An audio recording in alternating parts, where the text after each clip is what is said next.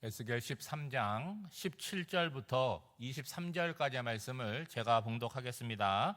너 인자야, 너의 백성 중 자기 마음대로 예언하는 여자들에게 경고하며 예언하여 이르기를, 주 여호와의 말씀에 사람의 영혼을 사냥하려고 손목마다 부적을 꿰어 매고 키가 큰 자나 작은 자의 머리를 위하여 수건을 만드는 여자들에게 화 있을진저, 너희가 어찌하여 내 백성의 영혼은 사냥하면서 자기를 위하여는 영혼을 살리려 하느냐. 너희가 두어 웅큼 보리와 두어 조각 떡을 위하여 나를 내 백성 가운데에서 욕되게 하여 거짓말을 고지 듣는 내 백성에게 너희가 거짓말을 지어내어 죽지 아니할 영혼을 죽이고 살지 못할 영혼을 살리는도다. 그러므로 나 주 여호와가 이같이 말하노라.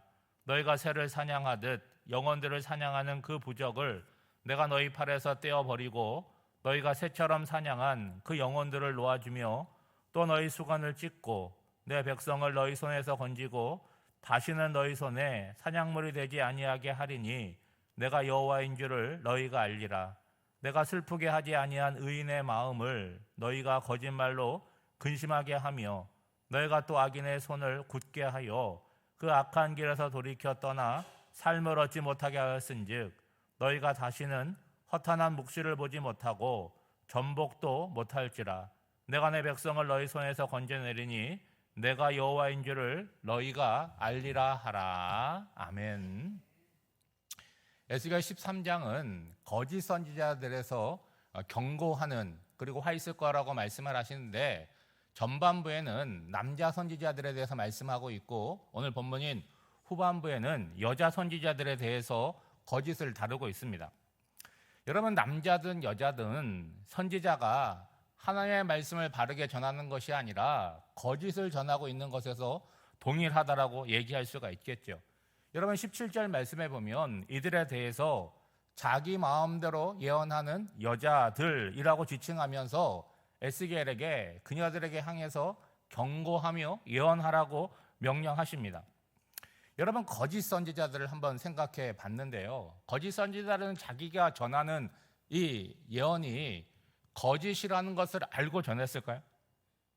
처음에는 어떤지 모르겠지만 시간이 지나갈수록 자기가 거짓을 전한다고는 생각을 못했을 거라고 그렇게 느껴집니다. 어느 날 갑자기 내가 거짓이라도 전해야겠다 이런 생각을 했다기보다는 하나님과의 관계가 점점 멀어지는 거죠. 그러니까 하나님으로부터 어떤 말씀을 듣지 못하는 지경에 이르게 되는 것이죠. 그럼에도 불구하고 누군가에게는 선지자니까 말씀을 전하는 자리에 서게 되는 거예요. 예? 그러니까 19절 말씀에 보면 약간의 보리와 떡 몇 조각을 얻기 위해서 계속해서 선지자 사역을 했다는 거예요. 하나님의 말씀을 듣지 못하면 할 말이 없으니까 멈춰야 되는데 생계를 위하여 그 사역을 했다는 거죠. 하나님께 들은 것이 없는데 백성들에게 말을 하려고 하면 누구를 의식하겠습니까? 하나님을 의식하기보다는 내 말을 들어야 되는 백성들을 의식하게 되는 거죠. 그러니까 백성들이 어떤 말씀을 듣기를 좋아할까, 그들의 구미에 맞는 말을 하게 되는 거죠. 그것도 문제지만 거기에 이름표를 뭐라고 다는 거예요? 하나님께서 이렇게 말씀하셨다 하면서 사람들에게 전하는 거죠. 여러분, 18절 말씀에 보면 하나님이 이들을 향해서 영혼의 사냥꾼이다 그렇게 부르십니다. 이들은 손목에 부적처럼 팔찌를 차고 있고 사람의 머리에 맞추어서 수건을 만들어서 그 머리에 씌워주는 행위를 한다는 거예요. 하나님께 이런 걸 하라고 하신 바가 없습니다. 여러분, 이러한 행위는요, 바벨론의 주술행위를 따라 하는 거죠. 머리에 수건을 씌우는 행위는 뭐냐? 악령을 쫓아내고 질병을 치료하는 바벨론의 주술행위라는 거예요. 그러니까 하나님의 선지자라는 이름을 갖고 있지만 그들이 하는 행위를 보면 뭐에 가깝습니까? 주술사에 가깝고 우리식으로 말하면 무당에 가깝다고 얘기할 수 있겠죠.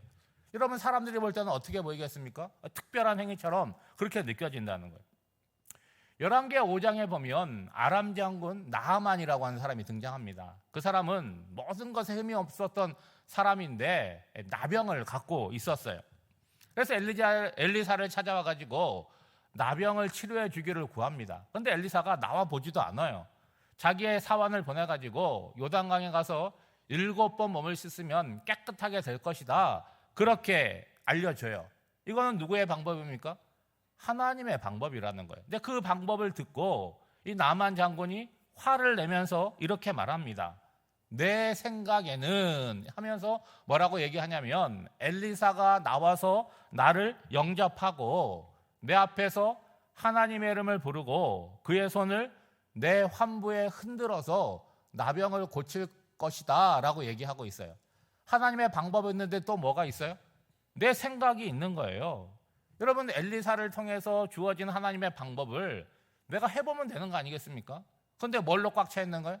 내 생각이 이렇다는 거예요. 그럼 뭐 하러 왔습니까? 물어볼 이유가 없는 거 아니겠어요?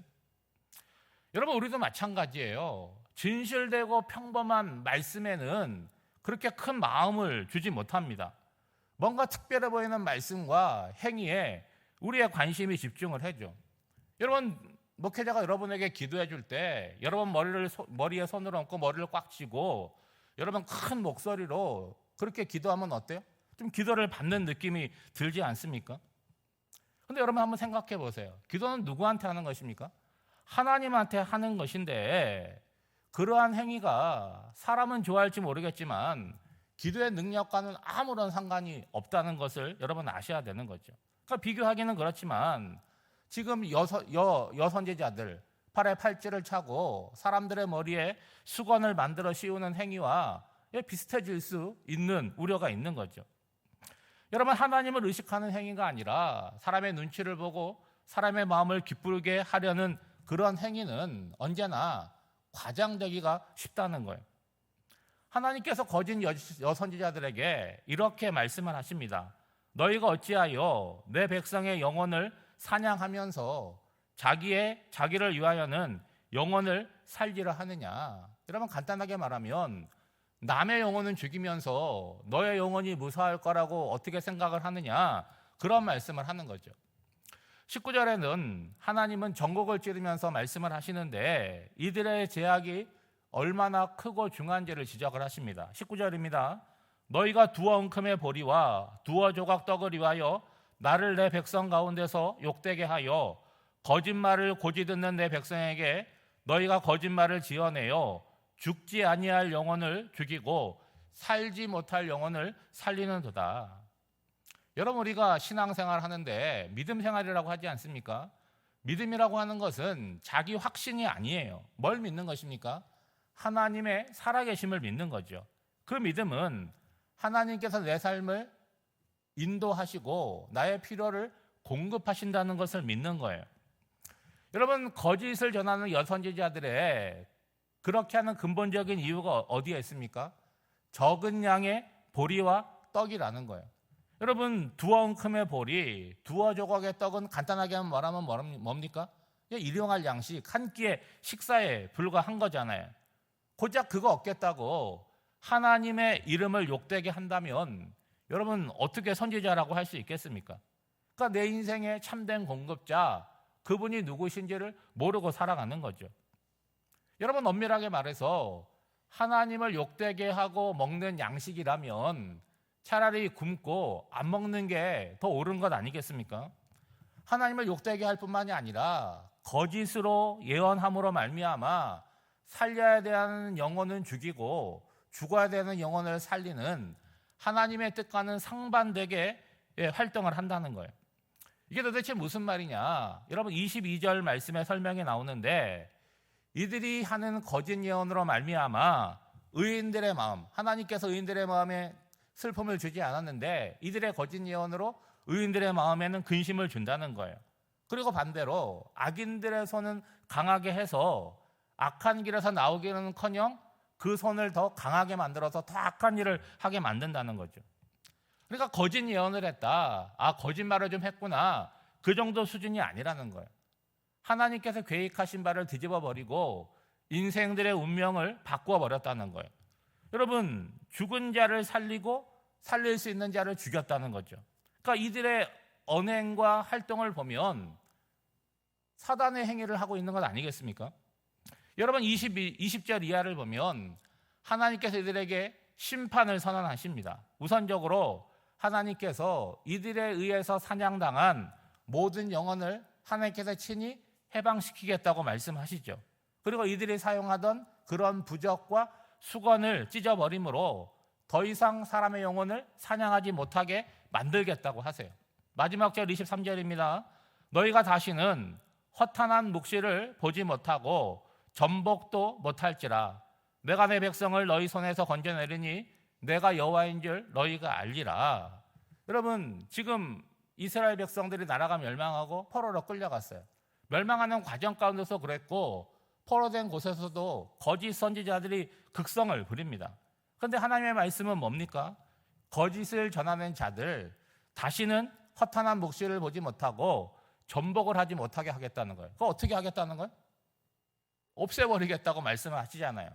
그리고 범죄하고 포로로 끌려간 백성들에 대해서는 하나님께서 내 백성이라고 말씀하시면서 거짓 예언 가운데 거짓 선지자들로부터 구원하시겠다고 말씀하십니다. 그렇게 하시는 이유가 뭐예요? 오직 여호와만이 하나님이신 줄 너희로 하여금 알게 하겠다라고 말씀하는 거죠. 여러분, 이 13장 말씀을 읽어보면서 목회자로서 두려움이 있는 거죠. 하나님의 말씀을 전하는 자에게도 두려움이 있어야 되고 하나님 말씀을 듣는 자에게도 분별하고 듣는 마음이 있어야 된다는 거죠. 우리가 다 하나님 앞에서 살아가는데 말씀을 전하는 자들은 하나님께 말씀을 받아서 진실한 말씀을 전하려고 애를 써야 되고 말씀을 듣는 성도들의 입장에서는 이 말씀이 나에게 주신 하나님의 말씀으로 잘 분별하여 듣고 목회자와 성도들이 함께 그 말씀으로 삶을 바꾸어 나가는 그런 실천력이 있어야겠죠. 오늘 한 날도 우리의 삶의 자리에서 말씀을 따라 사는 그런 열심이 있으시기를 주님의 이름으로 축복합니다. 기도하겠습니다. 하나님 아버지, 말씀의 홍수시대에 살아가고 있지만 정작 우리의 관심은 말씀보다 다른 것을 향하여 있습니다. 말씀을 듣고 잠잠히 생각하고 삶에 적용하는 과정보다는 당장 내 마음을 만족시키는 것을 찾으려고 하고 원합니다. 기도하옵기는 말씀의 평가자가 아니라 나에게 주시는 말씀으로 받아 삶을 고치고 새롭게 하는 분별력과 지혜와 열심을 주시옵소서. 화덕교를 섬기는 목회자들을 붙드사 하나님 앞에 바르게 서서 말씀을 받아 진실된 말씀을 전하게 하시고 성도들에게도 은혜를 부어주사 분별하고 수용하게 하옵소서. 그리하여 함께 성장하며 하나님이 기뻐하시는 사람들로 날마다 살아가게 하옵소서. 비전 트립 가운데 있는 우리 귀한 자녀들 이제 인도네시아의 사역을 마치고 오늘 싱가포르로 이동을 합니다. 남겨진 모든 일정 가운데서도 하나님 함께하여 주시사 안전하고 즐겁고 은혜가 풍성한 비전 트립이 되게 하여 주시옵소서. 환우들을 위하여 기도합니다. 육신의 연약한 가운데 있을 때에 마음으로 지지 않게 하여 주시고 하나님을 바라보며 은혜를 충만하게 입는 귀하고 소중한 시간이 되게 하여 주시옵소서. 사랑하는 성도들, 또 무더운 날씨 가운데 오늘 한 날을 살아갈 때도 그 마음과 영혼을 다스려 주셔서 하나님을 기뻐하고 우리의 손과 발로 선을 행하는 복된 한 날이 되기를 간절히 바라옵고 원하오며 이 모든 간구를 예수님의 이름으로 기도하옵나이다. 아멘.